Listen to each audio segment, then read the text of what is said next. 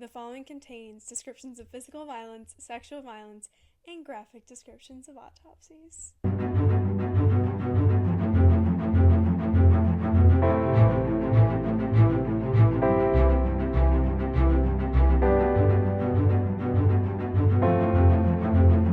Hey listeners, welcome to episode 79 of Teen Girls Investigate Crime podcast. I'm Jillian. And I'm Izzy. First of all, we're sorry that this December episode is coming so late. I know it's like basically the end of December, but we didn't get home until recently, and then it just like took some time to get our shit together after finals and everything. But we did want to get an episode out in December, so we're here now. Yeah, we're here now, and we're coming to you from video. Yeah. To my second point. Sorry, I cut off Jillian. I got really excited. We're so excited. And I also feel like Jim from The Office. Like, I keep looking at the camera and, like, looking at you, and I'm like, this is really weird. But yeah, we are so excited to be trying out our first video podcast. Yes. So if you're streaming on Spotify or YouTube, I think those are the ones that do it. Other things might do it, but definitely Spotify and YouTube. You should be able to see us, which is kind of cool. Which is insane. Yeah. So... And video podcasts have been getting a lot more popular, which I do find kind of ironic because I feel like part of the original appeal of podcasts is like not watching them. Yeah, like that it was like a listen thing, but it's not like you can't listen to us. Like you can still listen to us. You don't have to watch us. But I've found myself watching a lot more podcasts like myself recently. I have too, and also like it's kind of fun putting like a face to the voice. Yeah, I know. I feel like so many people like don't know what we look like. I got a comment on Instagram one time, and someone was just like, "Wow, you guys are not what I thought you would look like," and I didn't know what that meant. I didn't know what that was supposed to mean. I don't know what that means either. But I thought it'd be cool if you guys got to, like, see us now. Yeah, and also, like, this is our first episode back together this year. We did one in November.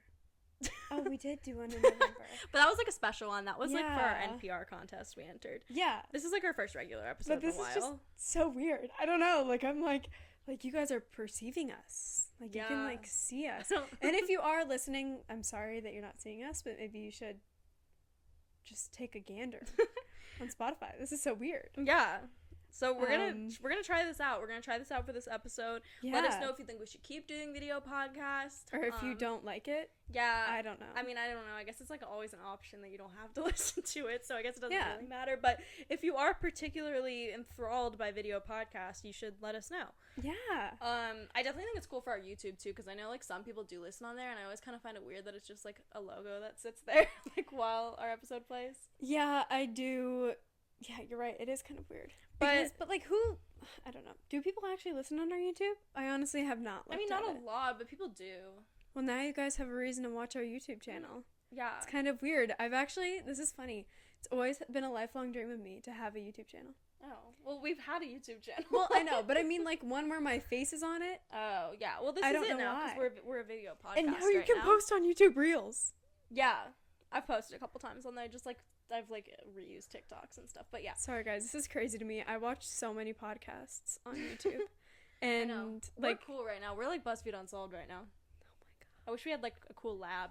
We're just coming at you live from my room. Yeah, but which is funny. We were literally just talking about this. This is not where we usually record. I know. We're normally in Izzy's room. We have not recorded in my room since like our third episode. Yeah. But my dog was a puppy then, and he was really loud. Yeah, and, like, he's still we were really sitting loud on the floor. Yeah. But, yeah, we're coming at you live from my room today, which is pretty funny for our first really video podcast, because we never record in here. It's perfect. We have a couch in here. Yes, featuring my freshman year dorm couch. Yeah, so I think that's really nice. I don't know. This is so weird. I know, I'm excited. So I'm excited about this. Let us know if you like this, if we should keep trying to do it, and we'll see how it goes. Yeah, and maybe I'll edit it kind of fun on, like, iMovie. You're gonna do, like, face zooms and stuff? Dude, I actually will. Or, like, put, like, a crazy filter over it. I'm not going to do that to you guys. I'm sorry. I'm just going to get excited. What's going to end up happening is, like, on our first episodes, when we did, like, the things with the phone calls and stuff where we would change the voice. Oh, my God. Do you remember that? That's going to be, like, me editing that these videos. That was so extra and kind of cool of us, though. Like, why don't we do that anymore? Well, we never do episodes where we have, like, phone calls. Anymore. Maybe we need to find one just so we can do that. Wait, there is a part of this where maybe I'll edit the voice. Okay. You got that. I think that would be funny. Maybe I'll do that. Okay. Well, let's get started finally. Yeah, We're just so excited today. We're so excited. This is so exciting. Okay, so today we're going to be covering the disappearance of the Sodder children, which was an anonymous fan suggestion. I looked because I thought it had been suggested before, like we happened upon it again, and it had been, but not with a name. So yeah, we're going to be covering that case today. Yeah. Okay, so for some background, George Sodder, aka Giorgio Sodder, was born in Italy in 1895. At the age of 13, he immigrated to the U.S. with his older brother, who immediately returned to Italy. Which actually, the description for that was kind of weird. It was like they traveled here together, they made it through customs at Ellis Island, and then the brother, like, immediately left. Yeah, that is weird. And I also remember reading somewhere that maybe it was, like, kind of mysterious why he came to America in the first place. Yeah, he's never actually shared why he immigrated. And, like, people say that's kind of sketchy. I don't know. He was 13. That's my take on it a little bit. It's yeah. But, yeah, he never has shared why he immigrated, and his brother did immediately return. So, after George immigrated to the U.S., he began working on the railroads in Pennsylvania, and a few years later, he moved to Smithers, West Virginia, to become a driver. Shortly after, he opened his own trucking company, and he specialized in coal transportation. In 1922, George married Jenny Cipriani, who had also immigrated from Italy as a child. I like that last name. Cipriani, I know. Cipriani, that's so satisfying. I just had so much fun saying it. Cipriani. As someone with a, like, really Italian last name, I have such an appreciation for you do really have a fun Italian last names. I love them. After they got married, the couple moved to Fayetteville, West Virginia, which had a large population of Italian immigrants. Despite George's company's success, the family was not always the most popular in town because of George's vocal criticisms of Mussolini. Because they lived in, like, a really Italian area, a lot of them were very big fans of Mussolini, so his, like, outward criticism kind of was not appreciated. It was, like, met with opposition. Yeah, his vocal disdain for Mussolini led to multiple physical and or vocal fights between George and others in Fayetteville. During their time living there, the couple ended up having 10 kids, all born between 1923 and 1943. That's a lot of kids. A lot of kids, big age gaps. A lot of kids. But yeah, so they ended up having 10 kids total. Okay, so our timeline begins on December 24th, 1945, Christmas Eve. At 10, this is also really timely, like, this will be coming out on December 26th, I didn't even realize, like, we're doing, like, I feel like this keeps happening to us, we do, like, a case, and then it's like, oh, it's, like, the anniversary of it. Yeah, no, because we were deciding between two cases for this week, and I chose this one I didn't even realize. Yeah, I didn't realize until I started looking into it, which is kind of nuts. And also, when I was doing research for this case, I was low-key really creeped out. Oh my god, same. I can't with fires. Yeah. Spoiler alert. Spoiler alert, there's a fire. I can't with fires. I just finished a show where, like, one of the big things that happened in the show was a house fire, and I'm, like, terrified of house fires. Yeah, they're scary. Yeah. I used to have, like, nightmares as a child about, like, fires specifically. Yeah, and there's, like, what is it called? I remember my forensics class in high school, we talked about it, the point where, like, a house fully, like, combusts at, like, 1 second because it reaches a certain temperature, and then, like, everything can burn, and it's, like, very scary. No, I'm, like, terrified of fire. Okay, so our timeline begins on December 24th, 1945, at 10 p.m. The family was gathered together at their home in Fayetteville, West Virginia for Christmas Eve. The only child that was not present was Joe, who was their second oldest son, and he was currently serving in World War II, so he wasn't at their family Christmas. That day, Marion, who was their oldest daughter, she was 19, she had brought home some new toys for her younger sisters from the store that she worked in town. So 12-year-old Martha, 8-year-old Jenny Jr., and 5-year-old Betty begged their mother so they could stay up past their usual bedtime and play with their new toys. Jenny said that was fine as long as their brothers, 14-year-old Maurice and 9-year-old Louis, did their farm chores before going to bed. George, along with 22-year-old John and 16-year-old George Jr., they were already asleep by 10 p.m. because they had had a long day of work. So after she talked to all the kids downstairs, the ones that were left downstairs is most of them. There's like 10 kids here you're trying to manage. Okay, so we got one that's not at the house. There's only 9 there. Marion, Martha, Jenny Jr., Betty, Maurice, and Louis were all downstairs when Jenny went upstairs. Okay. Jenny took the other kid, Sylvia, who's 2 years old, upstairs with her to go to bed. Got it. Okay. And then the 2 older boys and George, the dad, were already asleep. Okay. So that's places everyone's whereabouts in the house at roughly 10 p.m. Okay. Okay, so Jenny then took 2-year-old Sylvia upstairs with her to go to bed after talking to the kids. And, yeah, they were allowed to stay up past their bedtime as long as they did their chores and everything. Okay. Hey guys, sorry. I'm not gonna lie. I just had a little freak out and had to check that the camera was still recording. And if you noticed, we're also using microphones, which we have talked about in other episodes that we don't usually use. So yeah, a lot of different things happening. A lot of different things happening. Just checking to make sure everything is working smoothly. Anyways, now on with the timeline. So December 25th, 1945, at about 12:30 a.m., Jenny wakes up because the phone is ringing, so she goes downstairs to answer it. She didn't recognize the voice on the other end and just heard laughter, which she described as weird. I know, I thought that was kind of funny. Clinking glasses. Yeah, that is quite weird, Jenny. Why? Yeah, like she was like, I heard laughter on the other end. It was a weird laugh.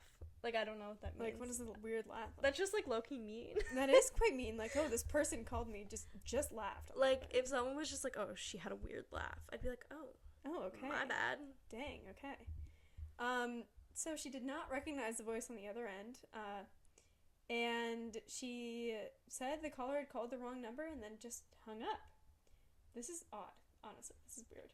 And also, it's like 1945. You have to like use one of those like crazy dial phones. I know, like, that's why I feel like it's more likely that it would have been a wrong number. You know what I mean? Like, I feel like it's easy to fuck up, or like, you know what I mean? It's not like you're just hitting speed dial. Yeah. Like, I think it kind of makes, like, I imagine wrong numbers happened a lot more. Yeah, no, that makes sense. But don't you have to like connect through an operator? Be like, hey, how are you doing today? I want... I don't know, man. I just imagine that if I had to use a rotary phone, I would have fucked up a lot. That's true. I would have too. I fuck up on my regular phone. Yeah, that's so valid. Okay, anyways. While she was downstairs, she realized that the only child still downstairs was Marion, who was asleep on the couch. One weird thing that she noticed was that the lights were still on and the curtains weren't drawn, which was something that the kids normally did if they were downstairs, like, later into the evening. Mm-hmm. Remember, the lights were still on at 12:30. Jenny closed the curtains and turned off the lights before going back to bed. At 1 a.m., Jenny wakes up again after hearing a loud bang on the roof, followed by the sound of something rolling, which is such a weird thing. That's very terrifying. That is very terrifying and very specific. I wouldn't be able to go back to sleep after that. No, and she went right back to sleep. So. Low-key, though, I could see that as, like, one of those, like, dream things. Like, you ever hear, like, something when you're, like, half asleep, half awake, and just assume it was a part of your dream? Yeah, like, I swear, on the topic of Christmas, when I was younger, I swear that I was, like, in bed and I heard, like, Santa on the roof. And I know you did not have this experience because you're Jewish. Like, I could have sworn... Yeah, you could have. I could have. Maybe I did. Maybe I did hear Santa Claus. Anyways, at 1:30 a.m., Jenny woke up again, and this time she smelled smoke. She found George's office on fire, specifically around the telephone and the fuse box. She woke George up, who then woke up John and George Jr. Jenny and George, along with 4 of their 9 children in the house, escaped. This is all the kids who were sleeping downstairs. John, George Jr., Marion, and Sylvia were able to escape the fire. The family yelled upstairs to the other children, but couldn't get up there because the stairs were already on fire. And during this time, Marion ran to a neighbor's house to call the fire department, but couldn't get through. A passing driver also tried to call the fire department from a nearby tavern after seeing the fire, but could also not get through. The fire department was not reached until a neighbor went into town, which was about 2.5 miles away, and alerted the fire chief, F.J. Morris, about the fire happening. By this point, it was too late to save the house, which had completely burned down in the span of 45 minutes. Just went up like kindling, bro. Yeah. In 1945, not a lot of fireproof stuff, I guess. I can't believe no one could get a call through, though. Like, that is nuts. Especially because, like, Jenny had received that call at, like, 12:30. So it's not, like, the phone lines were working at some point that night. Yeah. I don't know. Weird. So George made several attempts to save his children during this time, but he was met with a bunch of barriers. So first, he attempted to climb the side of the house and break a window, but hurt his arm in the process. He then planned on using a ladder to reach the attic, but the ladder was not where it was always stored against the house. Interesting, and actually couldn't be found on the property. Mm-hmm. And he also tried to extinguish the fire with a barrel of water, but it was frozen solid. I would be so upset.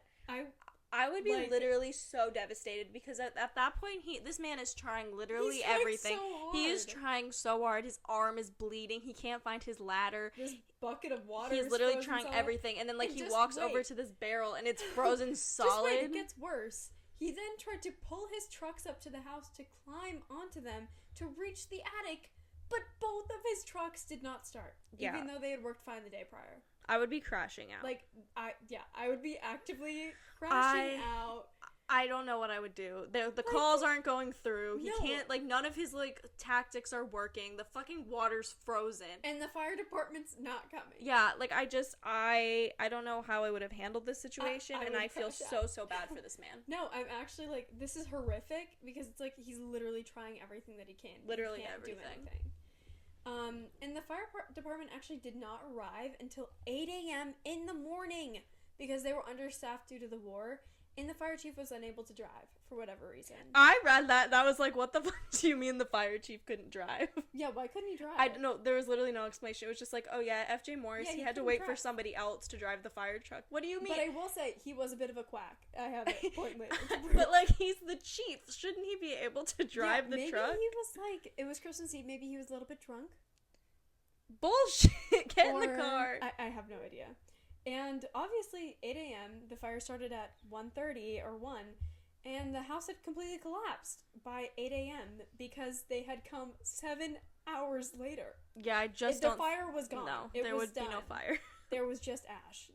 There was literally, I don't know what to tell you. This was a flop on the fire department's part. Yeah. So, at about 10 a.m., the fire department could not do much at this point except look through the ashes of the house that was once there.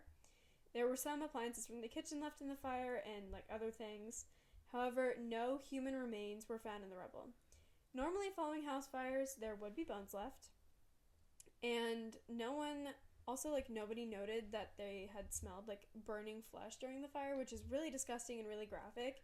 But, if there were 5 bodies... They would have smelled it, but also, would they have been aware that they were smelling it? Yeah, I don't know. Because, that's the thing. Nobody knows what that smell... Yeah, I was I don't know. No one said they smelled it, but then at the same time, if I smelled burning flesh, I don't know if I would be, it's not like I'm... You're not keen to that smell. Yeah, exactly. It wouldn't smell like barbecue. It would probably smell kind of rank. If you've always, smelled... if you've never smelled it before, and, you've also never smelled a house fire, you could have just assumed it was the fire. Yeah, you have no idea. You don't know what that smell is. Appliances in the house, there's plastic melting because of the wiring, yeah, I would have thought it was stuff plastic melting at once, I don't know. And the fire chief ended up just telling the family that the fire must have been hot enough to completely incinerate the bones of the remaining 5 children. And obviously the family was a little bit questioning of this, but whatever. December 29th of 1945, the family was told to leave the site undisturbed so the fire marshal could further investigate. But after 4 days, George bulldozed the property and ended up building a memorial for his 5 children. December 30th of 1945, the coroner held an inquest which determined the fire was due to faulty wiring in the house. And death certificates were issued for the 5 kids that day. Also, for those of you who don't know, because I had to check, an inquest is basically, it's they hold a jury, the coroner, and it's to determine the cause of cause of death kind of things, but common law practices. So basically it was determining what the cause of the fire was, determining if the children died in the fire, that kind of thing was it's kind of like a jury trial, but it's not really a trial. It's just a coroner kind of presents their case and then people vote. That makes sense. Yeah. So then flash forward 2 years, 1947. Jenny and George are still fighting for this case to be re-examined because they still believe that their children are missing and that they're not that they did not burn to death in that fire. Mm-hmm. So they actually brought their evidence to the FBI in hope that they could help them. And actually, interesting enough, the FBI agrees to investigate the case further. However, when they attempted to get permission from the Fayetteville Fire Department and the police department, both refused. That's so unhelpful. Which is so unhelpful and also makes no sense. Because, why would they refuse? Like, yes, they said, like, they have death certificates issued. I'm sure that to them it's a closed case.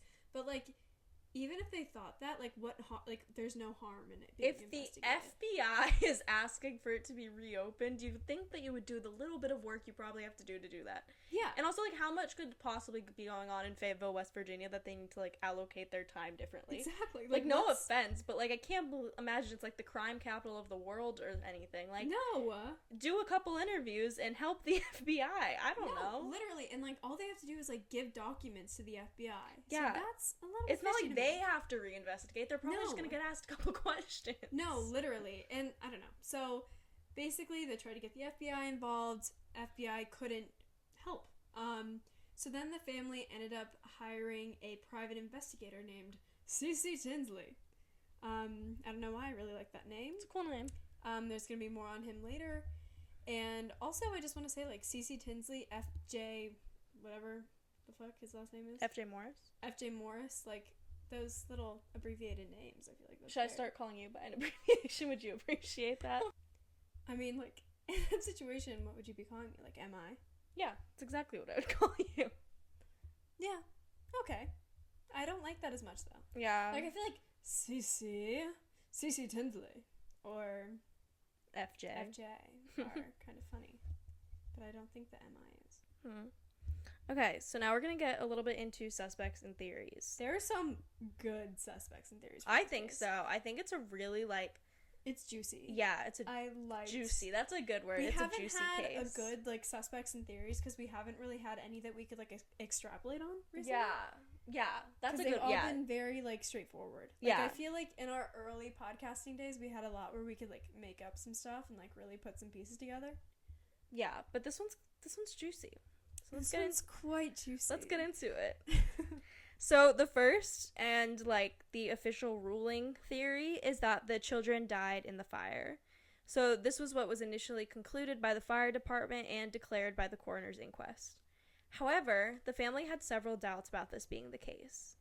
So first of all, the Christmas lights that they had on the outside of their house remained on during the duration of the fire, which contradicts the idea that the fire was the result of faulty wiring, because the power would have been out. Which, like, if you remember, like, the lights were still on at 12:30, so the power wasn't out then. And then as they're watching their house burn down, the Christmas lights are still on. At that point, they absolutely, the power should have absolutely been out if it was a result of faulty wiring, like the fire department said. Second, a telephone repairman also informed the family later that the phone line had not been burned in the fire, but it was actually cut. Oh. So, a man was actually later arrested for stealing a block and tackle, which is, like, construction stuff, from the home around the time of the fire. Oh, okay. He admitted that he cut the phone line, which was, like, 14 feet in the air or something. Like, it was kind of extra that this man cut the phone line. Yeah. Because he thought it was a power line. He was trying to cut the power. That is so dumb. If you cut a power line, you're going to get electrocuted. Really? Yes. Not that I go around cutting power lines, but I didn't know that. No, like, he would have gotten electrocuted if this man tried to cut the power line with, I'm assuming, metal shears. Wow. So, just so you know, don't cut power lines. Yeah, don't do that. Don't do that. But yeah, so he admitted that he cut the phone line, but he says that he had nothing to do with the fire. But this just seems so weird. Like, we have this man who, like, is cutting the phone line and stealing, like, stuff while... Like, I don't know. Like, I'm confused. I'm very confused. This case is confusing. But also, I'm like, okay, it's 1945. What else are you going to do? Okay, but, like, what are the chances this happened so close to the fire? Really does not make sense. I don't know. I'm confused. This feels like it should have been looked into a little bit more, but whatever. So, yeah. Point of that whole weird incident being is that the phone line was not burned. So, that kind of adds on to the fact that it really wasn't the result of faulty wiring. Interesting. Additionally, several appliances, like we mentioned earlier, were recovered after the fire. So if appliances could be recovered, bones should have been present as well. Mm-hmm. Like, if appliances are not being melted, neither should bones. So Jenny began to investigate this idea that bones should have been found in the rubble. She looked into the house fire of a nearby family, which killed 7. Jeez. Yes. But also, bones were recovered. Okay. So she thought that was really weird. Yeah. She also tested burning several animal bones to see if the fire could incinerate them, and the bones remained intact. She's like literally, she like started. Scientist. The parents started like their whole own investigation. I really admire them for that. Yeah, she's like performing like science experiments to try to figure this out. So next, she contacted a local crematorium, which said that human bones remain even after bodies are burned at 2,000 degrees Fahrenheit for 2 hours, which is longer and hotter than the house fire. So basically, everything's pointing to the fact that there should have been bones. There should have been bones. And also, I would like to mention that if the fire started downstairs in the office, then the upstairs part of the house burned later than the first part of the house. So it even burned for less amount of time and probably less hot than the bottom. Yeah. Because it's not the origin of the fire. Yeah. So everything's kind of pointing against what the fire marshal originally declared, which is very suspicious. Interesting. Inquisitive. Exactly. So, like I said, despite these initial conclusions, it seems unlikely that the fire was due to faulty wiring. It also seems unlikely that there would be no remains of the 5 children that supposedly died in the fire.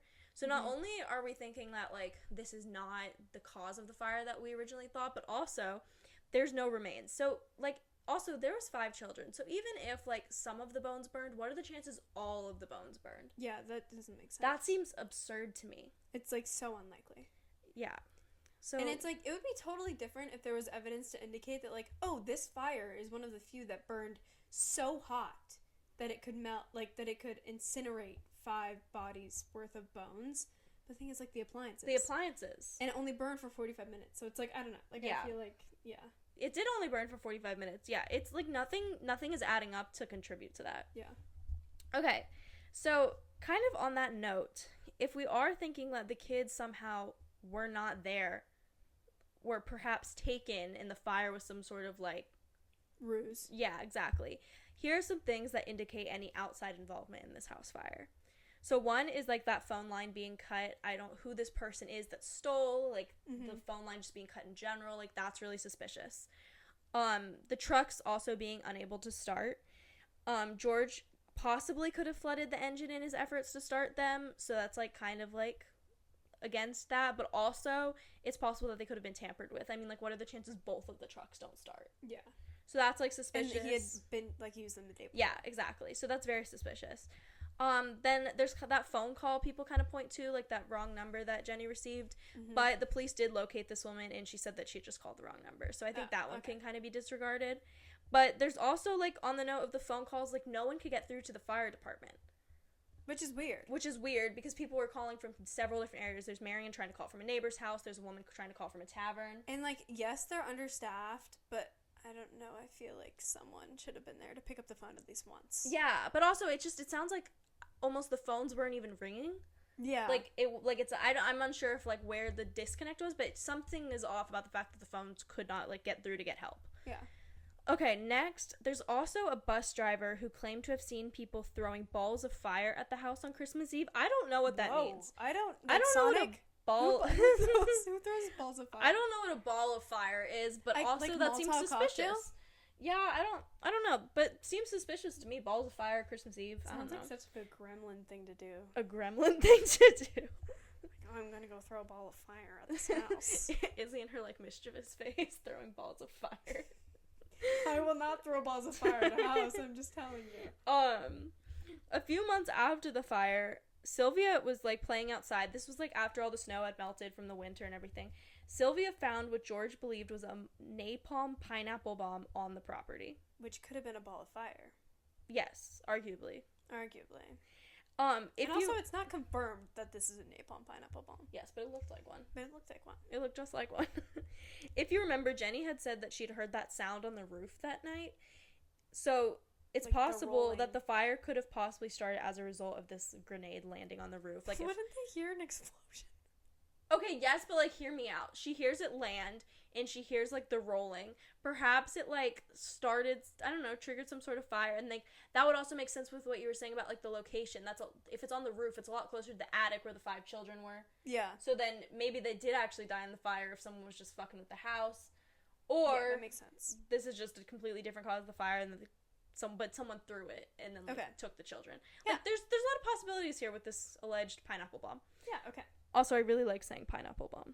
Pineapple bomb. That sounds like a drink. It does. That genuinely sounds like a drink you kind of have on the beach. Pineapple bomb? Pineapple bomb. Can I get a pineapple bomb, please? That so sounds like a drink. I know there's a bar that serves that somewhere.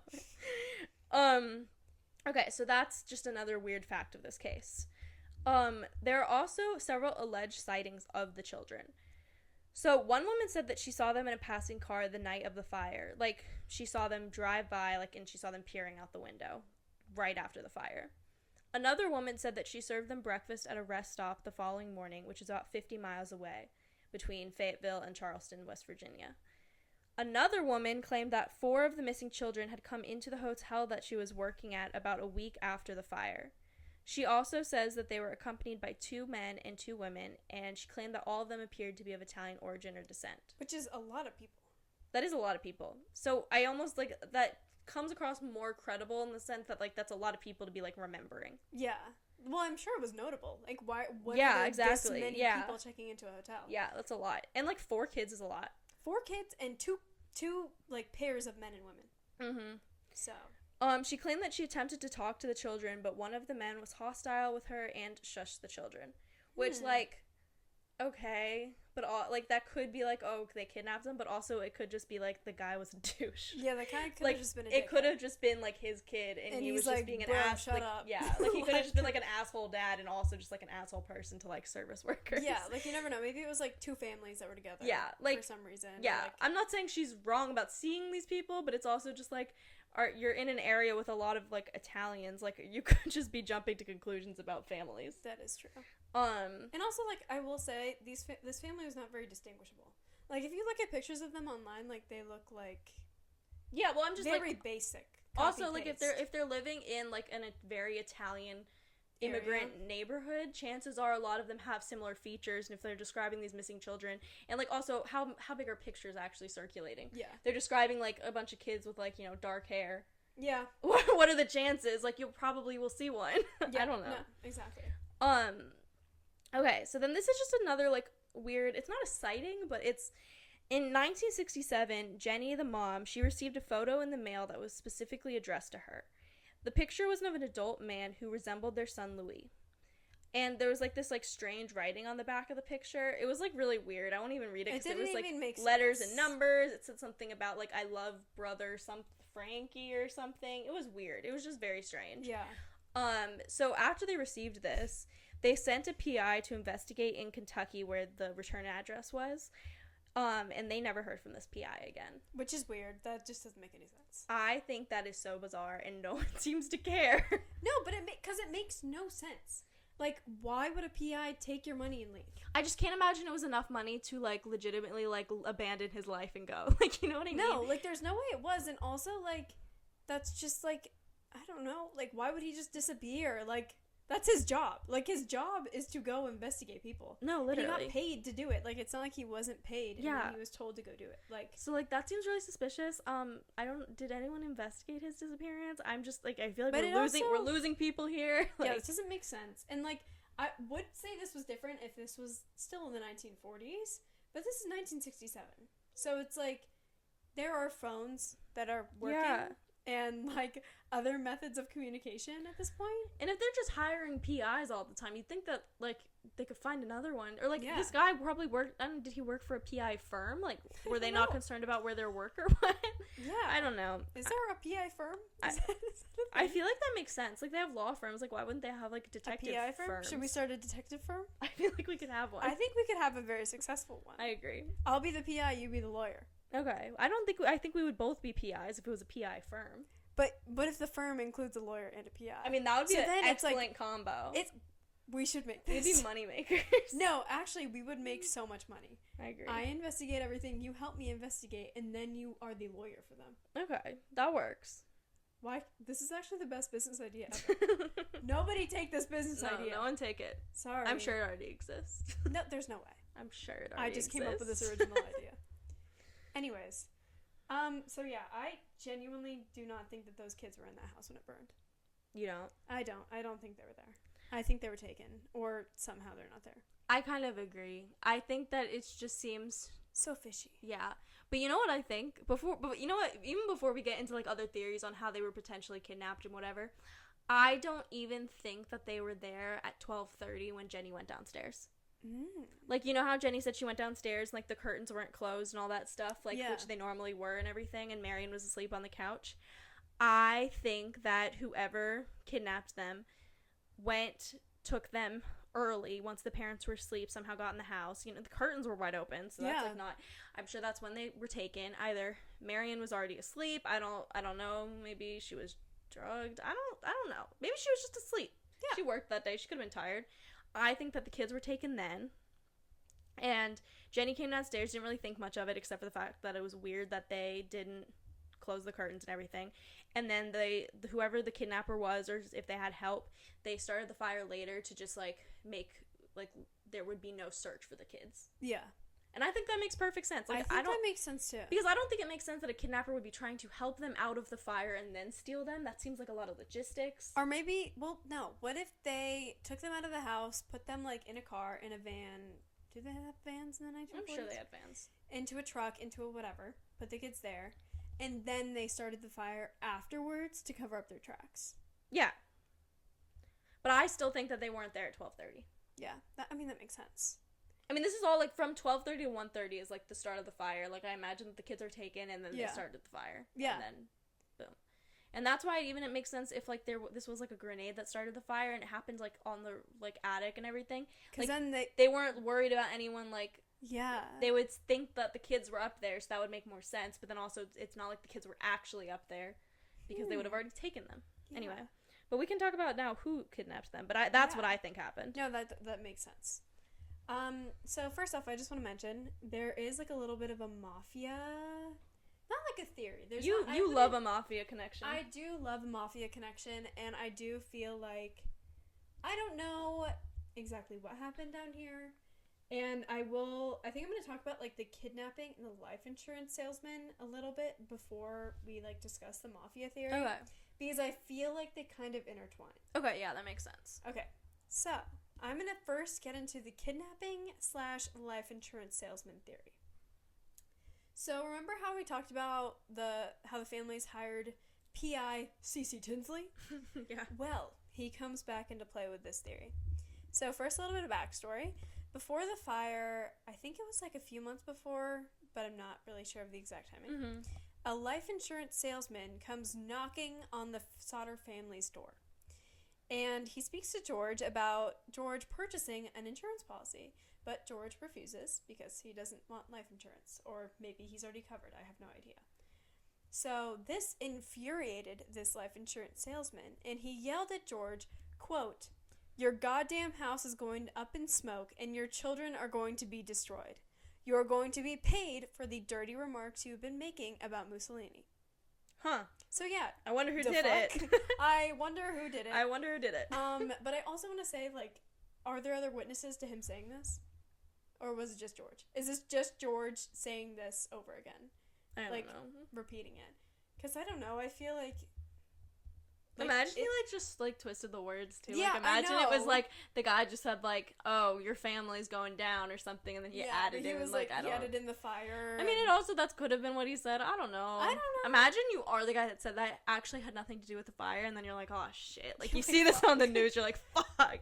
Well, I will say there's even more interesting things to this. So, obviously, like, this is very odd, and also, like, if a guy, like, simply denies the fact that, like, you don't, like, he's like, the guy's like, oh, yeah, I don't want this life insurance policy. You as a life insurance salesman being, your family's gonna burn. Yeah, I don't know. Seems very dramatic to me. I don't know if that's gonna help you sell insurance. No, especially life insurance. He's like, you're gonna wish you had it. You're gonna wish you had it. But I don't know if that's a good selling tactic. I wouldn't try that, me personally. No. So... I also want to say that two of the older Sodder sons claimed that they had seen a man matching the life insurance salesman's description, watching the younger children return and leave for school on multiple events, like at multiple times. That's creepy. Which is very creepy. That's creepy. I don't like that. So then, back to C.C. Tinsley. He hears about this life insurance thing, and he's like, you know what I'm going to do? I'm going to look at the jury who served in the coroner's, like, the inquest. So he looks at this jury who determined that the house had burned from faulty wiring. And do you want to guess who was on that jury? The life insurance salesperson. The life insurance salesman. So, that begs the question. So this guy is threatening the family months before the fire happened. Or directly threatening the family. Directly threatening the family the with house smoke. Is gonna burn. And that something will happen to the children. Yeah, so... And then he was one of the voters that said, yeah, it was just faulty wiring and the kids must have died in the fire. So yeah, I don't know how they made this jury. I don't know how they decided that this life insurance salesman should be on it. But seems weird. So weird. Seems a little... Do they not have more people in this town? Yeah, like, who's there? I thought, like, juries have to be, like, sequestered and, like, and, vetted. like, chosen. Yeah. Maybe an inquest jury is different. Do you think? I don't know. I just imagine it can't be that much different. Like, I feel like they ask questions, like, you know, who are you? What's your job? Do you have you ever met this family? Have you ever threatened anyone with, like, going up in smoke? Like, I don't know. Just, like, basic questions. Do you think they looked into it a little bit further? I don't know. I genuinely have no idea. So that's odd. That immediately goes alarm bells in my head. Yeah, I agree. Situation. Yeah. So another weird thing that Cece Tinsley finds is that that also leads me to believe that maybe this was a big, weird, orchestrated cover-up, which could be related to mafia. That's something that I'm interested in because, like, governmental agencies, maybe the mafia has deep ties, especially, like, I don't know, I feel like could be some mob. You're just assuming because they're Italian. I am not assuming because they're Italian. I think that anything with, like, governmental agencies covering stuff up makes me think that there's, like, mob or gang things related to it. Yeah, that makes sense because to me. It's like they have such deep-rooted ties in communities. I feel like that could make sense. Definitely seems like there's some stuff going on with the fire department. Yeah. Going back to I love how I keep gesturing at the camera. Have Hello. you noticed that? Yeah, I know. Hi, sorry, I keep pointing every at once you. in a while, like, I'm, like, talking and I feel like they need to make eye contact, like I'm giving, like, a presentation in a class. No, yeah, so sorry we're acting weird on this episode, and I'm sorry I'm so gesturing towards you guys. She normally gestures, though. I actually do. I talk with my normally hands a lot. yeah. I do. And I also have no idea how to hold this microphone. I know. So I feel like that's been making me more awkward because I'm like, if I hold it like this, I feel like I'm about to sing karaoke. If I hold it down here, I feel like it's not close enough. I don't know what I'm doing. Yeah, and like the way that I'm holding it with my hand is weird. I don't know. So sorry about that, guys. Anyways, so Cece Tinsley, he had been hearing about this, like, about how Fire Chief F.J. Morris had been saying some weird stuff around town. So F.J. Morris, this diva, had been going around saying that while examining the house remains. Sorry. He is a little diva. I don't know why he's making this up. So he said he was examining the house remains and he found a human heart. Just a heart. And he's going around town telling people. Yeah. No, just wait. He said that he found the heart. He hid the heart when people were looking through the house. And then he put it in a box and buried it in the house's remains. Where the house used to be. He was telling people this around town. Oh. So, obviously, Cece Tinsley, the PI, was like, well, I'm going to go find this fire chief. Yeah. So he goes and he finds the fire chief, and he made him take him to the box of remains, and he was like, bro, dig it up. So he dug it up, and F.J. Morris, like, took him to where the box was buried, dug it up, and he opened the box, and inside of it was raw beef liver. Never touched by fire. Had it not gone bad, I feel like that would expire. I'm sure it did go bad. It was just meat. It was just meat in a box, and it was liver. It was not heart. That's nuts. And it hadn't been in the fire. Like, it wasn't like, oh, the family had been cooking this beef liver, and it fell on the ground during the fire, and that's what he found. No, it hadn't been burned. Where did he just discover beef liver? As a fire chief, how did he get confused? I genuinely have no idea. Also, like, if it was children that died in the fire, I feel like a beef liver is probably bigger than a child's heart. Just a guess. I don't know. Yeah, no, it is. I just imagine it would be, like, much larger. Also, this guy, like, if you find a human, like, what you think is a human heart in a house, that's murder. That's immediately pointing to murder. Yeah. Or to something weird going on. So, for him to be like, oh, yeah, all the deaths, faulty wiring. Yeah. If you give a fire chief a beef liver, then you think he doesn't think anything of it and just buries it in a box under a house. I guess so. So yeah, that's just so weird. I don't know what to do with that. And really, that's just the... Yeah, I don't know. I'm sorry I'm leaving you on that point. I feel like that's very strange. Yeah. So what do you think happened? What's your final conclusion? I honestly don't know. Okay, I think there's definitely something weird going on. And I think it has to do... I don't know if it has to do with the life insurance salesman. I just think it's weird that he popped up twice. I don't know if it is him. I'm not going to say yes, it was him. But I do find it really odd that he popped up twice. Yeah, I agree. I do. What do you think? I think there's something off about that. Mm-hmm. I stand by my theory that I think if the kids were kidnapped, it happened before 12:30, and that the house fire was, like, set to cover up the tracks and, like, make sure no one was out looking for the kids, which kind of backfired because it didn't work. But I do think that the life insurance thing is a little weird. Yeah. I've also read kind of assorted theories that, like, the kids were in, like, Florida living with, like, some of Jenny's relatives, so I don't know if that's, like, true, but I don't know. Like, it could literally be anything. It could have literally been those 5 kids chose to, like, do this, like, crazy runaway. That's also possible. Like, you never know. It's so weird. If there was any sort of diary with record, it was burned in that house fire, so I don't know what these kids were thinking. They could have been runaways and, like, hated their family, and we just didn't know. And we have no idea. So I'm not really sure, but I definitely don't think they died in that fire. No, I do not think so either. Yeah. But yeah, this was the disappearance of the Sodder children. So make sure to follow us on Instagram and TikTok at tgic.podcast for more. Bye!